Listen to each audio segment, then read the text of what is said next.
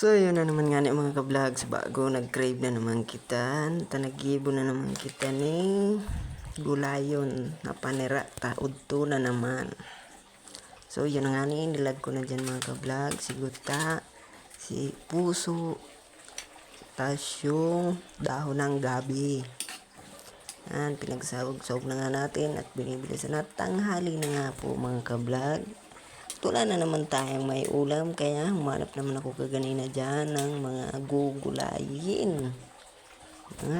At yun na nga, pabilisan ng luto kasi tanghali na. Yan, tinikman na nga natin kung ayos na yung lasa at ayos. Sabi ko naman sa inyo, hindi ako mapultos pagluluto. Minsan oo, pero 100% naman.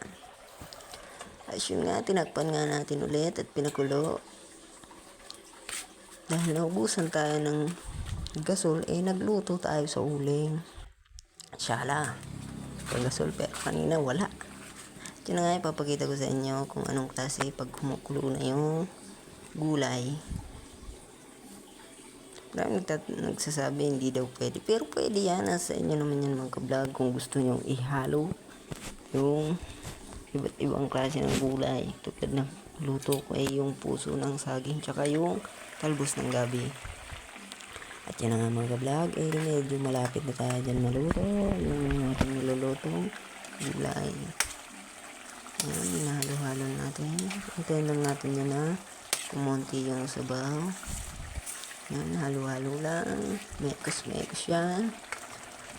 Tapos yan, yung nilagay ko lang dyan talagang asin tsaka ano lang yung pang halo natin kasi walang isda.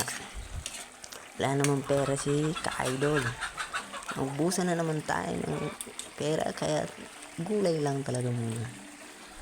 Yan nga, at tapos na akin na nga hinahin yan mga ka-vlog at nilagay natin dito sa loob, pinasok na yan. At yan, mamaya initin ko na lang yan. Initin ko na muna yan mamaya. Pag after nitong tanggalin ko na dyan talaga mga ka-vlog, hindi ko pala tinanggal yun. Yan, tingnan ulit, halo-halo.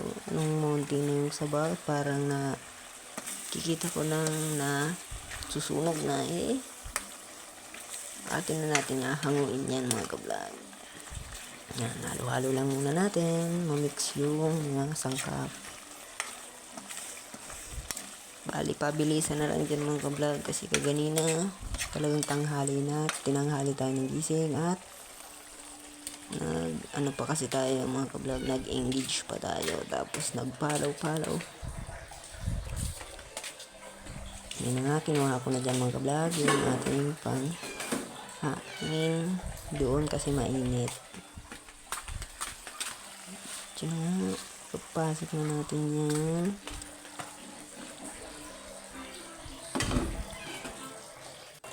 Hindi kasya at kaya lilipat na natin yan. Yan ang finished product natin mga ka-idol.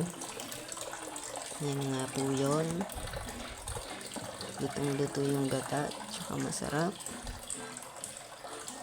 Atin naman natin ilalagay doon dahil medyo madami pa namang apoy. At kumuha muna pala ako dyan ng mangko para bigyan sa ating kapitbahay. Yes, ganun tayo kabait mga ka-vlog. Pag medyo maraming niluluto natin, pamimili naman natin sa kapitbahay.